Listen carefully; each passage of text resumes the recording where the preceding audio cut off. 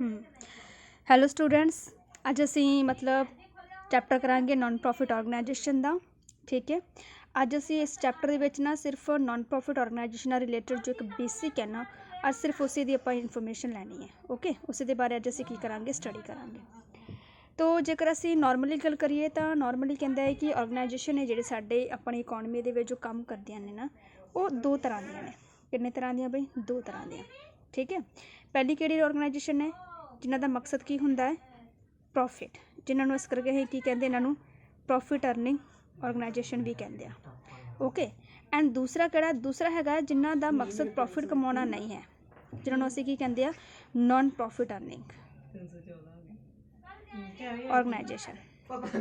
Okay, ਤੇ ਅਸੀਂ ਇਹਨਾਂ ਨੂੰ ਨਾਨ ਟ੍ਰੇਡਿੰਗ ਆਰਗੇਨਾਈਜੇਸ਼ਨ ਵੀ ਕਹਿੰਦੇ ਆ। ਠੀਕ ਹੈ,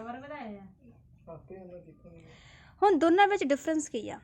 ਦੋਨਾਂ ਦੇ ਵਿੱਚ ਡਿਫਰੈਂਸ ਇਹ ਆ ਕਿ ਜੇਕਰ ਅਸੀਂ ਇਹਨਾਂ ਦੀ ਗੱਲ ਕਰੀਏ ਤਾਂ ਸਾਨੂੰ ਜ਼ਿਆਦਾਤਰ ਇਸ ਕੰਪਨੀ ਦੇ ਬਾਰੇ ਬਹੁਤ ਕੁਝ ਪਤਾ ਹੈ। ਕਿਉਂਕਿ ਸਾਨੂੰ ਇਹ ਪਤਾ ਹੈ, ਆਮ ਹੀ ਜਦੋਂ ਅਸੀਂ ਸਟੱਡੀ ਕਰਦੇ ਹਾਂ, ਪੜ੍ਹਦੇ ਹਾਂ ਕਿਸੇ ਚੀਜ਼ ਦੇ ਬਾਰੇ, ਤਾਂ ਸਾਨੂੰ ਇਹ ਪਤਾ ਲੱਗਦਾ ਹੈ ਕਿ ਜਿਹੜਾ ਬਿਜ਼ਨਸ ਖੋਲ੍ਹਿਆ ਵਾ, ਸਾਡਾ ਆਮ ਮਕਸਦ ਕੀ ਹੁੰਦਾ? ਪ੍ਰੋਫਿਟ ਅਰਨ ਕਰਨਾ ਹੁੰਦਾ। ਠੀਕ ਹੈ, ਅਤੇ ਲਾਸ ਨੂੰ ਕੀ ਹੁੰਦਾ? ਮਿਨੀਮਾਈਜ਼ ਕਰਨਾ ਹੁੰਦਾ। ਅਤੇ ਦੂਸਰੀ ਗੱਲ ਕਰੀਏ ਕਿ ਆਪਣਾ ਜਿਹੜਾ ਇੱਕ ਬੇਸਿਕ ਇੰਟਰਸਟ ਹੁੰਦਾ ਵਾ ਪ੍ਰੋਫਿਟ ਅਰਨ ਕਰਨ ਦਾ, ਉਹ ਸਾਡਾ ਜ਼ਿਆਦਾ ਹੁੰਦਾ ਵਾ as compare to social welfare. Okay, ਤਾਂ ਅਸੀਂ ਸੁਸਾਇਟੀ ਦੇ ਬਾਰੇ ਬਹੁਤ ਹੀ ਘੱਟ ਸੋਚਦੇ ਹਾਂ। ਠੀਕ ਹੈ, ਹੁਣ ਇਹੋ ਜਿਹੀ ਆਰਗੇਨਾਈਜੇਸ਼ਨ ਵੀ ਸਾਹਮਣੇ ਆਈਆਂ ਨੇ ਜੋ ਕੀ ਕਰਦੀਆਂ ਨੇ ਕਿ ਆਪਣਾ ਪ੍ਰੋਫਿਟ ਸੋਚਣ ਦੀ ਬਜਾਏ ਉਹ ਕੀ ਸੁਸਾਇਟੀ ਦੇ ਬਾਰੇ ਸੋਚਦੀ ਹੈ, ਜਿਨ੍ਹਾਂ ਦਾ ਮਕਸਦ ਕੀ ਹੁੰਦਾ ਹੈ ਕਿ ਸੁਸਾਇਟੀ ਦੇ ਵਿੱਚ ਜਿਸ ਚੀਜ਼ ਦੀ ਜ਼ਰੂਰਤ ਹੈਗੀ, ਹੋ ਸਕਦਾ ਕਿਸੇ ਨੂੰ ਸੁਸਾਇਟੀ ਦੇ ਵਿੱਚ ਲਾਇਬ੍ਰੇਰੀ ਦੀ ਜ਼ਰੂਰਤ ਹੈ, ਐਜੂਕੇਸ਼ਨ ਦੀ ਜ਼ਰੂਰਤ ਹੈ, ਹੌਸਪੀਟਲ ਨਹੀਂ ਖੁੱਲ੍ਹੇ ਤਾਂ ਉਹਨਾਂ ਵਾਸਤੇ ਫਰੀ ਐਜੂਕੇਸ਼ਨ ਦੇ ਦਿੱਤੀ। ਠੀਕ ਹੈ ਨਾ, ਫਰੀ ਹੌਸਪੀਟਲ ਮੁਹੱਈਆ ਕਰਵਾ ਦਿੱਤੇ, ਹੈ ਨਾ, ਜਾਂ ਫਰੀ ਲਾਇਬ੍ਰੇਰੀ ਖੁਲਵਾ ਦਿੱਤੇ। ਠੀਕ ਹੈ, ਤਾਂ ਇਹੋ ਜਿਹਾ ਜੋ ਆਰਗੇਨਾਈਜੇਸ਼ਨ ਦਾ ਕੰਮ ਹੈ ਉਹ ਕਿੰਨਾ ਦਾ ਹੈ? ਉਹੋ ਜਿਹੀ ਆਰਗੇਨਾਈਜੇਸ਼ਨ ਅਸੀਂ ਕੀ ਕਹਿੰਦੇ ਆ? ਨਾਨ ਪ੍ਰੋਫਿਟ ਆਰਗੇਨਾਈਜੇਸ਼ਨ ਅਸੀਂ ਕਹਿੰਦੇ ਆ। ਠੀਕ ਹੈ, ਜਿਵੇਂ ਅਸੀਂ ਇਹਨਾਂ ਦੇ ਮੀਨਿੰਗ ਦੀ ਗੱਲ ਕਰੀਏ ਤਾਂ ਫਿਰ ਕਹਿੰਦਾ ਹੈ ਕਿ ਨਾਨ ਪ੍ਰੋਫਿਟ ਆਰਗੇਨਾਈਜੇਸ਼ਨ ਹੈ ਜਿਹੜਾ ਮਤਲਬ ਇਹਨਾਂ ਦਾ ਮਤਲਬ ਕੀ ਹੈ? ਕਹਿੰਦੇ ਕਿ ਉਹ ਵਾਲੀ ਐਂਟਰਪ੍ਰਾਈਜ਼ਿਸ ਜਿਨ੍ਹਾਂ ਦਾ ਮਤਲਬ ਮੋਟਿਵ ਕੀ ਹੈਗਾ ਹੈ? ਨਾਨ ਪ੍ਰੋਫਿਟ ਹੈਗਾ, ਪ੍ਰੋਫਿਟ ਤੋਂ ਬਜਾਏ ਬਲਕਿ ਕੀ ਹੈਗਾ? ਸੋਸ਼ਲ ਵੈਲਫੇਅਰ ਕਰਨਾ। ਇਸ ਕਰਕੇ ਅਸੀਂ ਇਹਨਾਂ ਨੂੰ ਕੀ ਕਹਿੰਦੇ ਆ? ਨਾਟ ਫੋਰ ਪ੍ਰੋਫਿਟ ਆਰਗੇਨਾਈਜੇਸ਼ਨ ਵੀ ਕਹਿੰਦੇ। ਕਿਉਂਕਿ ਇਹਨਾਂ ਦਾ ਮੇਨ ਓਬਜੈਕਟਿਵ ਕੀ ਹੈਗਾ ਵਾ? ਸੁਸਾਇਟੀ ਨੂੰ ਸਰਵ ਕਰਨਾ ਅਤੇ ਆਪਣੇ ਮੈਂਬਰਸ ਨੂੰ ਸਰਵ ਕਰਨਾ। ਠੀਕ ਹੈ, ਫਿਰ ਦੂਸਰੇ ਨੰਬਰ 'ਤੇ ਕਹਿੰਦਾ ਹੈ ਕਿ ਅਸੀਂ ਇਹਨਾਂ ਨੂੰ ਨਾਨ ਪ੍ਰੋਫਿਟ ਆਰਗੇਨਾਈਜੇਸ਼ਨ ਵੀ ਕਹਿੰਦੇ। ਕਿਉਂਕਿ ਅਸੀਂ ਇਹਨਾਂ ਨੂੰ ਕਿਉਂ ਸੈਟਅਪ ਕਰਦੇ ਹਾਂ? ਇਸ ਕਰਕੇ ਇਹਨੂੰ ਸੈਟਅਪ ਕੀਤਾ ਜਾਂਦਾ ਵਾ ਤਾਂ ਜੋ ਫਰਦਰ ਇਹਨਾਂ ਦਾ ਓਬਜੈਕਟਿਵ ਕੀ ਹੈਗਾ ਕਿ ਸੁਸਾਇਟੀ ਦੇ ਵਿੱਚ ਜੇਕਰ ਕਲਚਰ ਪ੍ਰਮੋਟ ਕਰਨਾ ਤਾਂ ਉਹਦੇ ਵਾਸਤੇ ਐਜੂਕੇਸ਼ਨ ਪ੍ਰਮੋਟ ਕਰਨ ਵਾਸਤੇ, ਕਿਉਂਕਿ ਹਰੇਕ ਨੂੰ ਅੱਛੀ ਕੁਆਲਿਟੀ ਦੀ ਐਜੂਕੇਸ਼ਨ ਪ੍ਰੋਵਾਈਡ ਕਰਨਾ ਕੀ ਹੁੰਦਾ ਹੈ? ਬਹੁਤ ਜ਼ਰੂਰੀ ਹੋ ਗਿਆ ਵਾ। ਇਸ ਕਰਕੇ ਫਿਰ ਕਈ ਆਰਗੇਨਾਈਜੇਸ਼ਨ ਇਹੋ ਜਿਹੀਆਂ ਬਾਹਰ ਆਈਆਂ ਨੇ ਜੋ ਸੁਸਾਇਟੀ ਲਈ ਕੀ ਕਰਦੇ ਆ? ਆਰਗੇਨਾਈਜੇਸ਼ਨ ਦਾ ਪ੍ਰਬੰਧ ਕਰਦੇ ਆ। ਠੀਕ ਹੈ, ਪਰ ਇਸ ਤੋਂ ਇਲਾਵਾ ਹੈਲਥ ਨਾਲ ਰਿਲੇਟਡ, ਠੀਕ ਹੈ, ਜਿਵੇਂ ਫ੍ਰੀ ਮੈਡੀਕਲ ਸੁਸਾਇਟੀ ਖੋਲ੍ਹ ਦਿੱਤੇ ਇਹਨਾਂ ਵਾਸਤੇ। ਫਿਰ ਉਸ ਤੋਂ ਬਾਅਦ ਹੋ ਗਿਆ ਪਬਲਿਕ ਸਰਵਿਸਿਜ਼ ਖੋਲ੍ਹ ਦਿੱਤੀਆਂ ਨੇ। ਠੀਕ ਹੈ, ਇਸ ਕਰਕੇ ਤਾਂ ਫਿਰ ਕਹਿੰਦਾ ਹੈ ਕਿ ਆਪਣੇ ਮੈਂਬਰ ਨੂੰ ਵੀ ਦੇਣਾ ਵਾ ਇਹਨਾਂ ਚੀਜ਼ਾਂ ਦੀ ਮਤਲਬ ਜ਼ਰੂਰਤਾਂ ਨੂੰ ਪ੍ਰੋਵਾਈਡ ਕਰਨਾ ਵਾ। ਇਸ ਤੋਂ ਇਲਾਵਾ ਸੁਸਾਇਟੀ ਦੇ ਵਿੱਚ ਖਾਸ ਕਰ ਇਹਨਾਂ ਚੀਜ਼ਾਂ ਨੂੰ ਕੀ ਕਰਨੀ? ਜ਼ਰੂਰਤਾਂ ਨੂੰ ਉਹਨਾਂ ਨੇ ਕੀ ਕਰਨਾ? ਪ੍ਰੋਵਾਈਡ ਕਰਨਾ ਵਾ।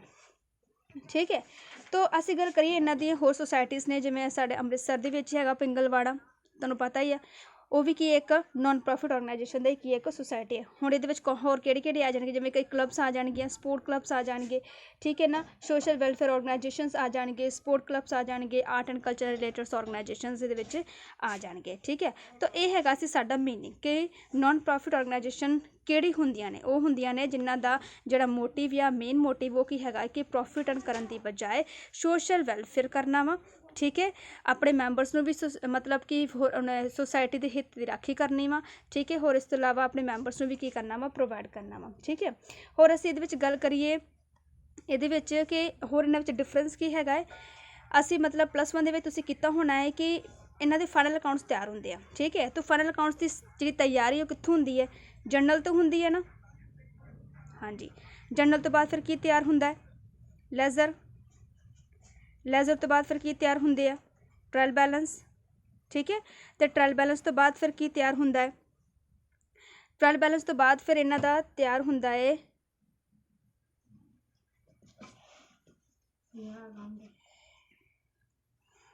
ਟ੍ਰੇਡਿੰਗ ਅਕਾਊਂਟ ਬਣਦਾ ਹੈ। ਠੀਕ ਹੈ, ਫਿਰ ਟ੍ਰੇਡਿੰਗ ਅਕਾਊਂਟ ਦੇ ਨਾਲ ਹੀ ਕੀ ਬਣ ਜਾਂਦਾ ਇਹਨਾਂ ਦਾ? P&L ਅਕਾਊਂਟ ਬਣ ਜਾਂਦਾ ਹੈ। ਫਿਰ ਐਂਡ 'ਤੇ ਕੀ ਬਣਦੀ? ਇਹਨਾਂ ਦੀ ਬੈਲੈਂਸ ਸ਼ੀਟ ਬਣਦੀ ਹੈ। ਠੀਕ ਹੈ, ਇਹੋ ਹੀ ਮਤਲਬ ਜਰਨਲ ਤਾਂ ਨਾਨ ਪ੍ਰੋਫਿਟ ਆਰਗੇਨਾਈਜੇਸ਼ਨ ਵਾਲੇ ਵੀ ਤਿਆਰ ਕਰਦੇ, ਕਿਉਂਕਿ ਦੇਖੋ ਇਹਨਾਂ ਨੇ ਹਾਈ ਲੈਵਲ ਤੇ ਕੀ ਕਰਨਾ ਹੁੰਦਾ ਹੈ, ਹਾਈ ਲੈਵਲ ਤੇ ਕੀ ਕਰਨੀ ਹੁੰਦੀ ਹੈ, ਆਪਣੀ ਅਕਾਊਂਟਿੰਗ ਕਰਨੀ ਹੁੰਦੀ ਹੈ। ਠੀਕ ਹੈ, ਤਾਂ ਕਿੰਨਾ ਫੰਡ ਆਇਆ ਇਸ ਰਿਲੇਟਡ ਨਾਲ, ਇਹਨਾਂ ਨਾਲ ਮਤਲਬ ਇਹਨਾਂ ਦੀ ਸੋਰਸ ਆਫ ਇਨਕਮ ਕਿੱਥੋਂ ਅਰਾਈਜ਼ ਹੁੰਦੇ ਆ। ਠੀਕ ਹੈ, ਕਿੱਥੋਂ ਪੈਸਾ ਕਲੈਕਟ ਕਰਦੇ ਆ, ਕਿੱਥੇ ਆਪਣੇ ਸ਼ੇਅਰ ਵਗੈਰਾ ਇਸ਼ੂ ਕਰਦੇ ਆ। ਠੀਕ ਹੈ, ਤਾਂ ਇਹਨਾਂ ਵਾਸਤੇ ਵੀ ਵੱਖਰਾ ਕੀ ਕਰਦੇ ਆ, ਆਪਣਾ ਮਤਲਬ ਅਕਾਊਂਟਸ ਵਗੈਰਾ ਮੇਨਟੇਨ ਕਰਕੇ ਰੱਖਦੇ। ਜਿਵੇਂ ਕਿ ਸਭ ਤੋਂ ਪਹਿਲਾਂ ਅਸੀਂ ਗੱਲ ਕਰੀਏ ਤਾਂ ਜਰਨਲ ਇਹ ਵੀ ਤਿਆਰ ਕਰਦੇ ਆ। ਠੀਕ ਹੈ, ਜਰਨਲ ਤੋਂ ਬਾਅਦ ਇਹ ਵੀ ਲੈਜ਼ਰ ਬਣਾਉਂਦੇ ਆ। ਲੈਜ਼ਰ ਪ੍ਰੀਪੇਅਰ ਕਰਨ ਤੋਂ ਬਾਅਦ ਟ੍ਰਾਇਲ ਬੈਲੈਂਸ ਇਹਨਾਂ ਦਾ ਵੀ ਪ੍ਰੀਪੇਅਰ ਹੁੰਦਾ ਹੈ। ਠੀਕ ਹੈ, ਟ੍ਰਾਇਲ ਬੈਲੈਂਸ ਤੋਂ ਬਾਅਦ ਹੁਣ ਇੱਥੇ ਥੋੜ੍ਹਾ ਜਿਹਾ ਮਤਲਬ ਡਿਫਰੈਂਸ ਇਹ ਆ ਜਾਂਦਾ ਹੈ ਕਿ ਟ੍ਰੇਡਿੰਗ ਅਕਾਊਂਟ ਇਹ ਬਣਾਉਂਦੇ ਆ, ਪਰ ਇਹ ਟ੍ਰੇਡਿੰਗ ਅਕਾਊਂਟ ਨਹੀਂ ਬਣਾਉਂਦੇ। ਇਹ ਕੀ ਬਣਾਉਂਦੇ ਆ, ਇਹਨਾਂ ਦਾ ਬਣਦਾ ਇਹਨਾਂ ਦਾ ਰਿਸੀਟ ਐਂਡ ਪੇਮੈਂਟ ਅਕਾਊਂਟਸ। ਠੀਕ ਹੈ, ਫਿਰ ਉਸ ਤੋਂ ਬਾਅਦ ਟ੍ਰੇਡਿੰਗ ਅਕਾਊਂਟ ਤੋਂ ਬਾਅਦ ਇੱਥੇ ਕੀ ਬਣਦਾ, ਪ੍ਰੋਫਿਟ ਐਂਡ ਲਾਸ ਅਕਾਊਂਟ ਅਸੀਂ ਬਣਾਉਂਦੇ ਆ ਨਾ, ਤਾਂ ਜੋ ਅਸੀਂ ਸਾਲ ਦੇ ਐਂਡ 'ਤੇ ਪਤਾ ਕਰੀਏ ਨੈਟ ਪ੍ਰੋਫਿਟ ਕਿੰਨਾ ਜਾਂ ਨੈਟ ਲਾਸ ਕਿੰਨਾ। ਇਹ ਕੀ ਬਣਾਉਂਦੇ ਆ, ਨਾਨ ਪ੍ਰੋਫਿਟ ਆਰਗੇਨਾਈਜੇਸ਼ਨ ਪ੍ਰੀਪੇਅਰ ਕਰਦੇ ਆ after the preparation of receipt payment accounts. ਕੀ ਬਣਾਉਂਦੇ ਆ, income and expenditure account.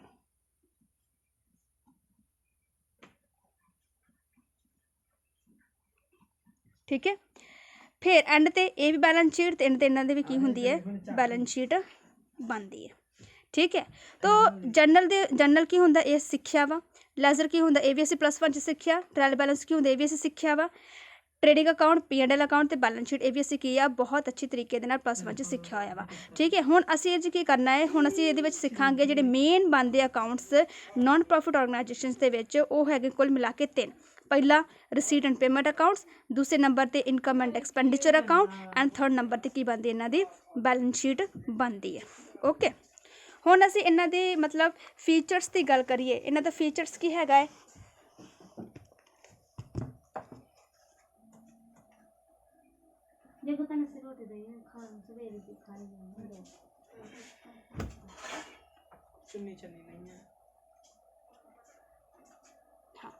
Features ਦੀ ਗੱਲ ਕਰੀਏ ਤਾਂ ਇਹਨਾਂ ਦਾ ਕਹਿੰਦੇ ਕਿ ਜਿਹੜਾ ਪਹਿਲਾ ਫੀਚਰਸ ਹੈ ਉਹ ਕੀ ਹੈਗਾ, ਪਹਿਲਾ ਫੀਚਰ ਇਹ ਕਹਿੰਦਾ ਨਾਨ ਪ੍ਰੋਫਿਟ ਆਰਗੇਨਾਈਜੇਸ਼ਨ ਦਾ, ਅਸੀਂ ਇਹਨਾਂ ਦੀ ਗੱਲ ਕਰਦੇ ਹਾਂ ਐਂਟਿਟੀ ਦੀ। ਕਿਹਦੀ ਗੱਲ ਕਰਦੇ ਹਾਂ ਬਈ, ਐਂਟਿਟੀ। ਅੱਛਾ, ਐਂਟਿਟੀ ਸਮਝਦੇ ਹੋ ਕੀ ਹੈ, ਐਂਟਿਟੀ ਦਾ ਮਤਲਬ ਹੁੰਦਾ ਹੈ ਕੋਈ ਵੀ ਸਾਡੀ ਫਰਮ ਜਾਂ ਕੋਈ ਵੀ ਸਾਡੀ ਕੰਸਰਨ। ਠੀਕ ਹੈ, ਜਾਂ ਕੋਈ ਵੀ ਸਾਡੀ ਕੰਪਨੀ।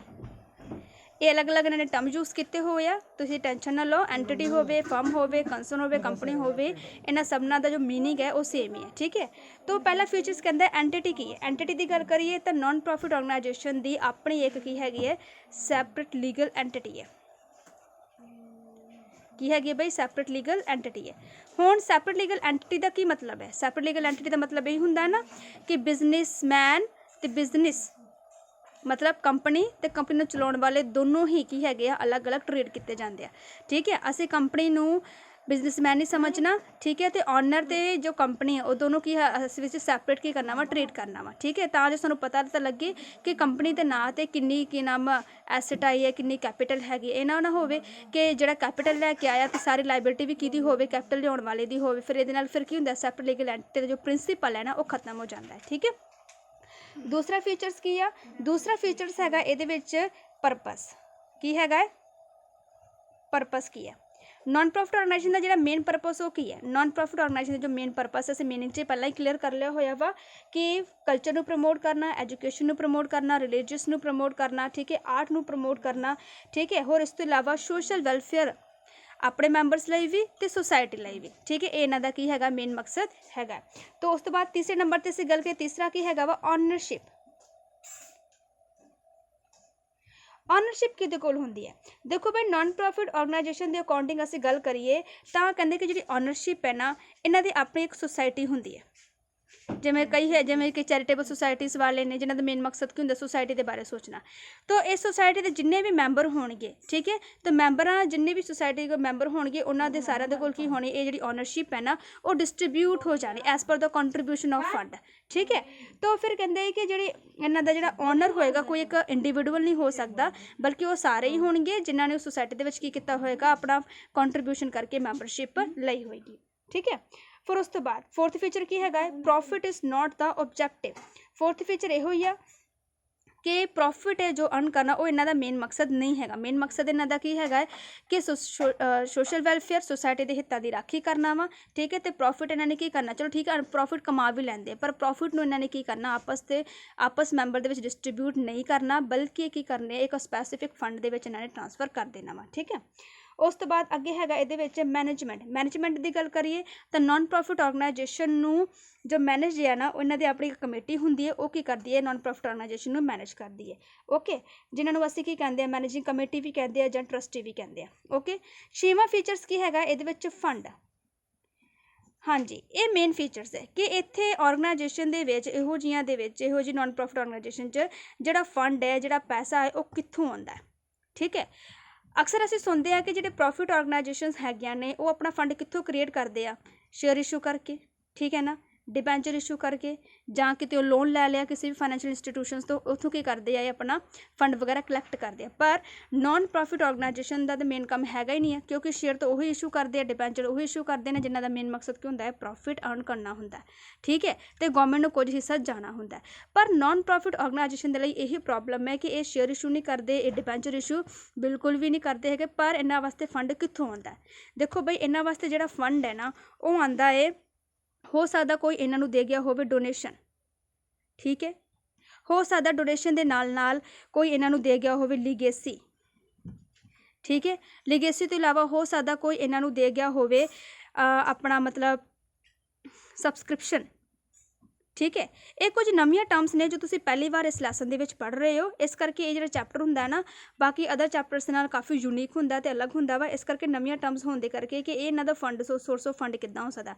असीं अगे जाके इन्हां दे बारे डिटेल च भी पढ़ांगे कि डोनेशन की है, लीगेसी की हुंदी है, सबसक्रिप्शन की हुंदा है, ओके। तो ये सब इन्हां दे सोर्स ऑफ फंड हैगे आ। कोई इन्होंने डोनेशन दे जाता वा तो जो इन्होंने डोनेशन दे गया तो डोनेशन का पैसा जिस परपस लिए मिलिया होंदा वा ये की कर लेंदे उस फंड में ऐड कर लेंदे आ। लीगेसी की होंदी है, लीगेसी का मतलब होंदा है कि कोई इहो जी मतलब डिकिस्ट परसन है जिदा मतलब जिसकी प्रॉपर्टी का कोई वाले वारिस नहीं हैगा, तो फिर की कर देंगे अपनी सारी प्रॉपर्टी इन्हां NGO के नाम कर देंगे हैगे, ठीक है। सबसक्रिप्शन की है, सबसक्रिप्शन असीं जे असीं गल करिए तो चंदा कहते, जिवें अपने इत्थे गल करिए कि कोई भी जो कोई भी मस्या होंदी है, कुछ भी हुंदा, ठीक है। तो स्पैशल मौके दे विच ग्राही करते हैं ना, तो ग्राही की है उस चंदा ही होंदा है। तो नॉन प्रॉफिट ऑर्गेनाइजेशन दे विच जिहड़ी असीं इहनूं की कहंदे सबसक्रिप्शन कहंदे आ, जो कि बार की हुंदी है नॉन प्रॉफिट ऑर्गेनाइजेशन नूं इन्हां दे अपने ही मैंबर इन्हां नूं की करदे रहिंदे पे एज अ फीस के तौर पर दिंदे रहिंदे आ, ठीक है। इन्हां दा की है मेन सोर्स ऑफ फंड हैगा। फिर उस तो बाद अगे कहंदे आ फाइनैंशियल स्टेटमेंट्स। अगला फीचर्स की हैगा कि फाइनैंशियल स्टेटमेंट्स विच की आ, अच्छा तुहानूं पता होना है कि वड्डे कि फाइनैंशियल स्टेटमेंट्स का की मतलब है। फाइनैंशियल स्टेटमेंट्स का मतलब होंदा वो स्टेटमेंट्स जिहदे विच असीं साल के एंड ते की करदे आ अपनी सारी ऑर्गेनाइजेशन के बारे दसदे आ कि कितना प्रॉफिट आया, कितना उन्होंने मतलब की नाम लॉस अनकर किया, किन्ने एसेट है, किन्ने लाइबिलिटीज़ ने, कितना पे करने वाला, कितना ड्यू रह गया, ठीक है। ये सब जो सारी डिटेल कित्थे इन्होंने गिवन करनी होंदी है non financial statements which given करनी होंदी है। पर क्वेश्चन ये अराइज होंदा है कि नॉन प्रॉफिट ऑर्गेनाइजेशन दे विच ये फीचर है कि इत्थे इन्होंने financial statements they which show की करना, शो ही करना वा। सब तो पहला शो करने ये रिसीट एंड पेमेंट अकाउंट, दूसरे नंबर पर इनकम एक्सपेंडिचर अकाउंट, तो तीसरे नंबर पर बैलेंस शीट तैयार करनी है, ओके। तो ये नाल ही जिहड़ा साडा एक छोटा जिहा टॉपिक हैगा है कि नॉन प्रॉफिट ऑर्गेनाइजेशन का मीनिंग, तो दूसरा हैगा ये फीचर्स, वो अज इस वीडियो के की होंदे क्लीयर होंदे आ, ठीक है। हुण असीं नैक्सट वीडियो के इन्हां दे मतलब करांगे, इन्हां अकाउंट्स के डिटेल च पढ़ांगे, ओके। थैंक्स।